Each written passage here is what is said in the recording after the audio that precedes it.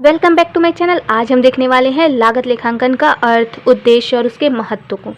ठीक है, तो देखिए किस टाइप के प्रश्न जो पूछे गए हैं।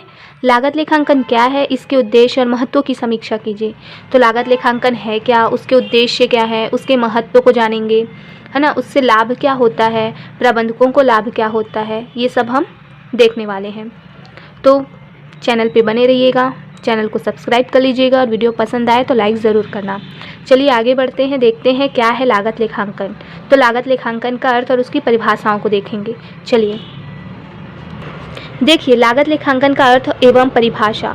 तो यह लागत हेतु लेखांकन की वह प्रक्रिया है, क्या करते हैं, लागत के लेखांकन की, अर्थात जिसमें हम लागतों को लिखने का काम करेंगे। तो वो क्या है, एक मेथड है, एक प्रक्रिया है जिसमें हम लागतों को लिखते हैं, लागतों का अंकन करते हैं, है ना। तो क्या है, लागत लेखांकन की वह प्रक्रिया है जो आय और व्यय के अभिलेखन से प्रारंभ होकर सांख्यिकीय आंकड़ों के सृजन पर समाप्त होती है।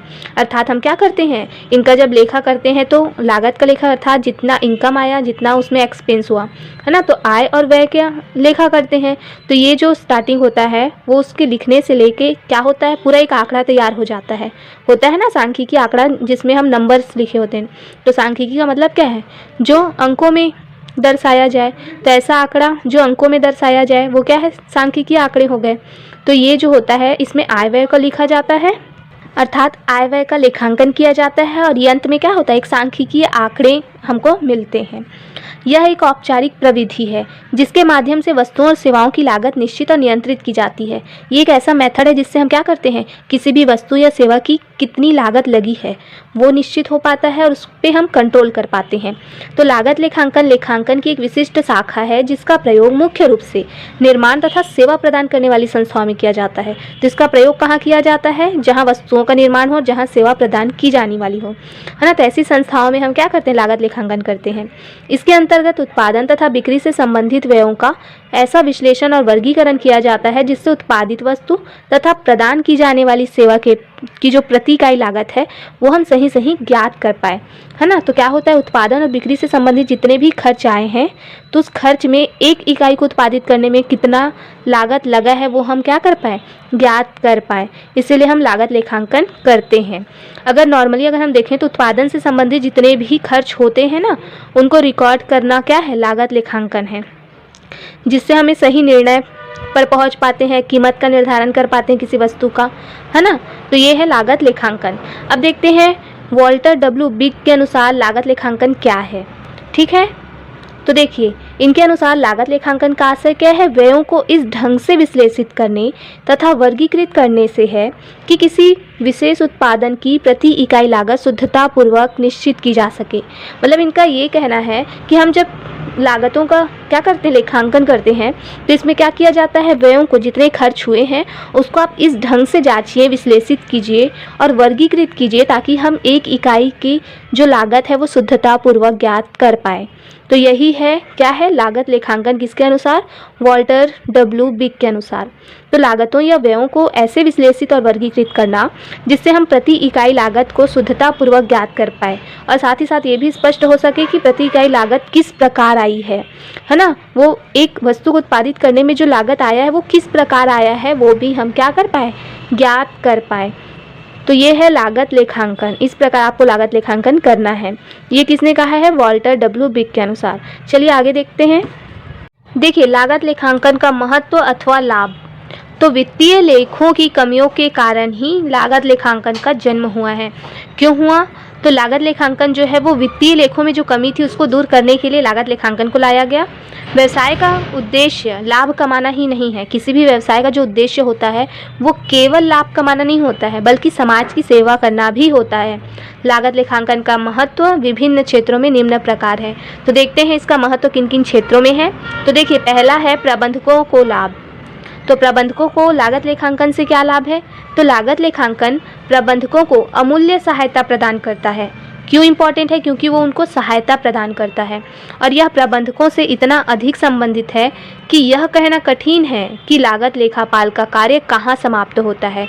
मतलब ये इतना ज़्यादा इम्पॉर्टेंट है है ना, इतना संबंधित है कि हम ये नहीं कह सकते कि जो लागत लेखापाल का जो कार्य है वो कहाँ पे ख़त्म होगा इसमें, और प्रबंधकीय नियंत्रण कहाँ प्रारंभ होता है ना, कहाँ पे लेखापाल का काम ख़त्म हो रहा है और कहाँ पे प्रबंधकीय नियंत्रण स्टार्ट हो रहा है, ये हम कह नहीं सकते। लागत लेखांकन नियोजन, बजटन, निर्णयन, संगठन, नियंत्रण आदि जैसे महत्वपूर्ण कार्यों के कार्य संचालन में प्रबंध की सहायता करता है। तो लागत लेखांकन क्या करता है? नियोजन अर्थात प्लानिंग करना, भविष्य के लिए योजना बनाना, बजटन बजट बनाना, किसी भी वस्तु का उत्पादन कर रहे हैं तो भविष्य में उस पर कितने खर्च हो सकते हैं उसका बजट तैयार करना, है ना। निर्णयन, उसमें क्या निर्णय लेने हैं, संगठन बनाना, उस पर समन्वय रखना, उन पर नियंत्रण रखना, ये सब कार्यों के कार्य संचालन के लिए अच्छे से किया जा सके, इसीलिए प्रबंध की ये सहायता करता है। कौन? लागत लेखांकन।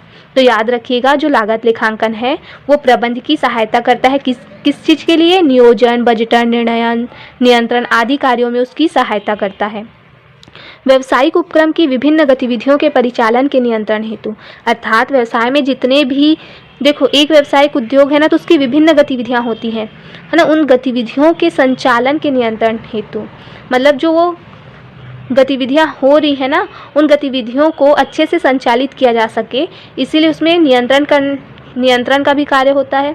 इसीलिए लाभकारी सूचनाएं प्रदान करके लागत लेखे प्रबंध का कार्य सरल करते हैं।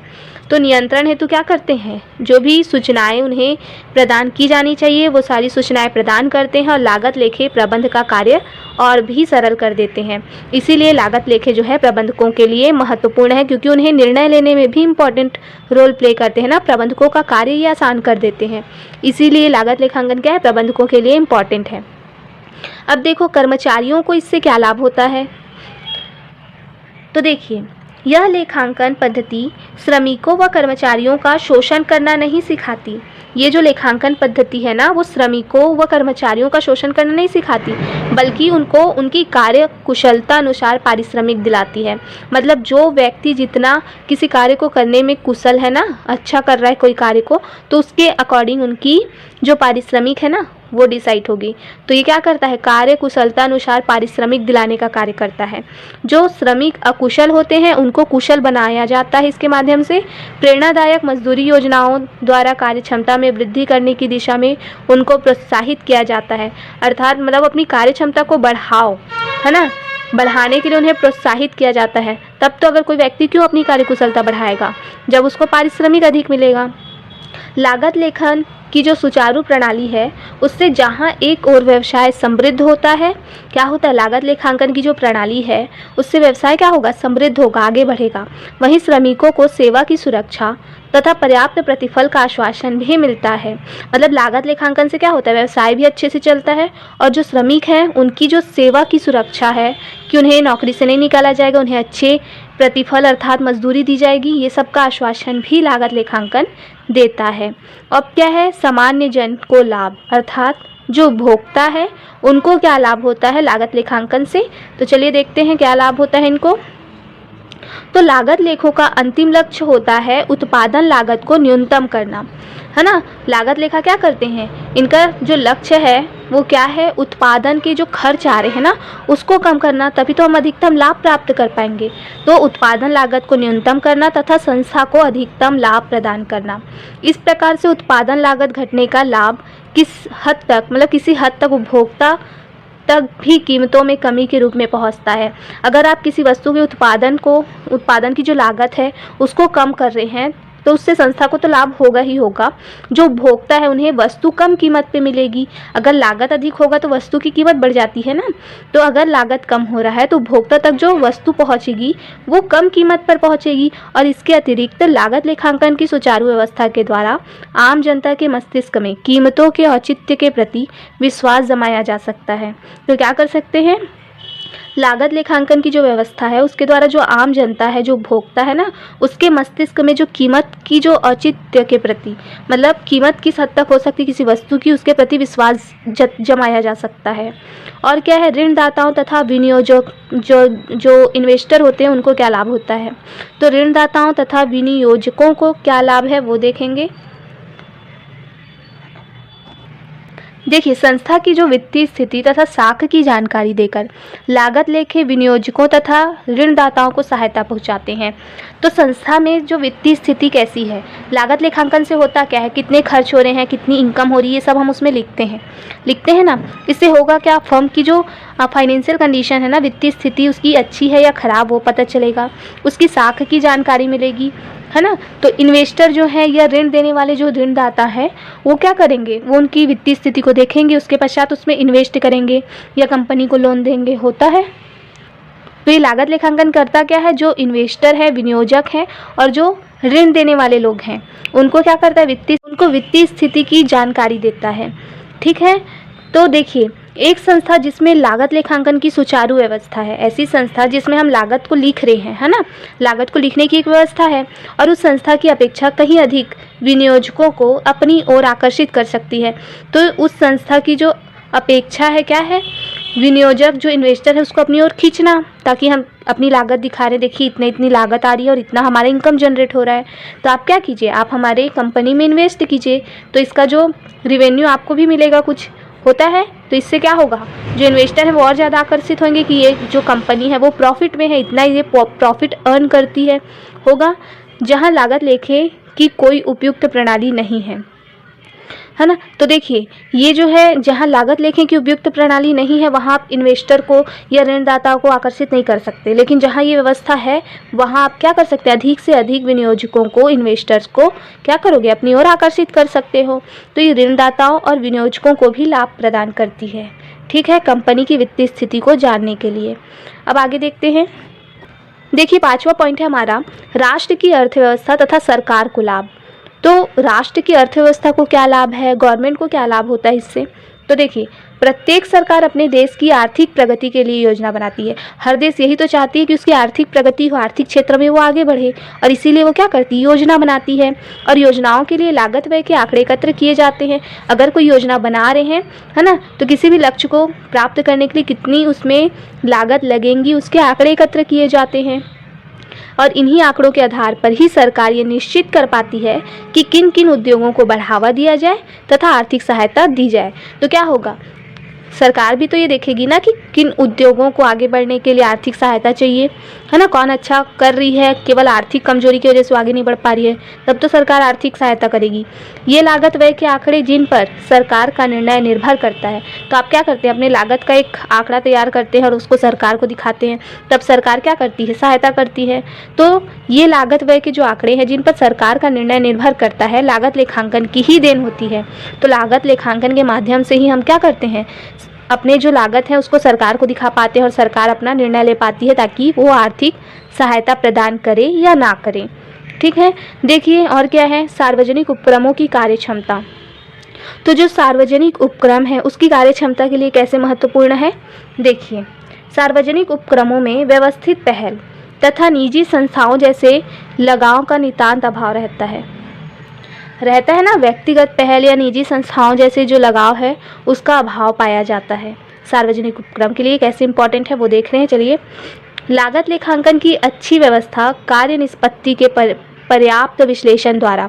कार्य निष्पत्ति अर्थात क्या हुआ, हम किसी कार्य को कर रहे हैं, उसके बाद उसका परिणाम क्या आया है उसका हम विश्लेषण करते हैं, उसके द्वारा प्रभाव एवं कार्यक्षम नियंत्रण का मार्ग प्रशस्त करते हैं। मतलब कार्य किस तरीके से किया जाना चाहिए, उस पर कितना नियंत्रण रखना चाहिए, इसके मार्ग क्या होते हैं, प्रशस्त होते हैं। संस्था की लाभदायकता तथा कार्य क्षमता का मूल्यांकन करके संस्था किस तरह का लाभ प्राप्त कर रही है ना, वो कैसा काम कर रही है, इसका मूल्यांकन करके हम क्या करते हैं, लागत लेखे प्रबंध को सार्वजनिक क्षेत्र में बनाए रखने की ठोस दलील प्रस्तुत कर सकते हैं। तो लागत लेखांकन क्या करते हैं, लागत लेखांकन ही प्रबंध को क्या करते हैं, सार्वजनिक क्षेत्र में अपनी कंपनी को बनाए रखने हेतु एक ठोस दलील प्रस्तुत करते हैं। साथ ही लागत लेखे प्रबंध को उत्पादित वस्तु, जो लागत लेखे हैं ना, जो हम लिख रहे हैं लागतों को, वो क्या करती है, प्रबंध को उत्पादित वस्तु और प्रदत्त सेवाओं के उचित विक्रय मूल्य निर्धारण करने में सहायता पहुंचाती है। तो लागत लेखांकन क्या कर रही है, प्रबंध को सहायता पहुंचा रही है कि वो वस्तु का विक्रय मूल्य निर्धारित कर पाए, है ना। तो ये होता है हमारा लागत लेखांकन के क्या महत्व है और किन किन लोगों को इनका लाभ होता है। ठीक है, आगे हम देखेंगे लागत लेखांकन के उद्देश्य। तो अब तक हम इतना ही करेंगे, लागत लेखांकन का उद्देश्य हम अगली वीडियो में देखेंगे।